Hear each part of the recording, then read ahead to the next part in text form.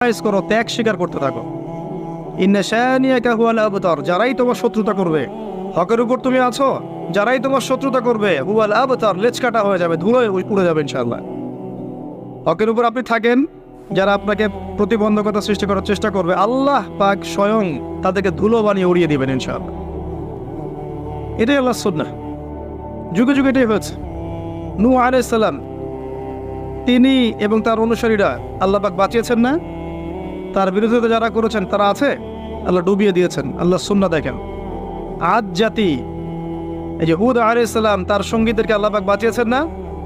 তার বিরোধিতাকারীদেরকে আল্লাহ পাক ঝড় দিয়ে উড়িয়ে দিয়েছেন। সামুদ জাতি, এই যে সালেহ আলাইহিস সালামের কওম, আল্লাহ পাক তাকে এবং তার অনুসারীদেরকে বাঁচিয়েছেন না? দুনিয়া আখিরাতে সম্মানিত করেছেন না? তার বিরোধিতাকারীদেরকে আল্লাহ পাক বজ্রপাত দিয়ে ধ্বংস করে দিয়েছে। ফিরআউন, এর পুরো